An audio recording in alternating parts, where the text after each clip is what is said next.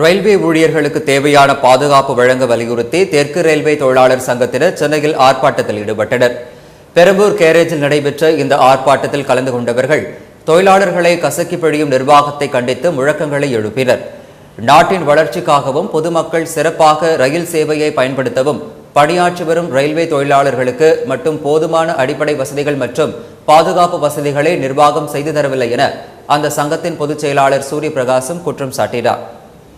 புதிய பென்ஷன் திட்டத்தை ரத்து செய்ய வேண்டும் என்று கோரிக்கை வைத்தோம், நடவடிக்கை இல்லை. கேடர் ரீஸ்ட்ரக்சரிங் பதவி சீரமைப்பு குழு உத்தரவு 8/10/2013 வாங்கி கொடுத்தோம், நடவடிக்கை இல்லை. சதன் ரயிலிலே காலி ஸ்தானங்கள் பூர்த்தி செய்யப்படவில்லை, தனியார் மயத்தை ஊக்கப்படுத்துகிறார்கள்.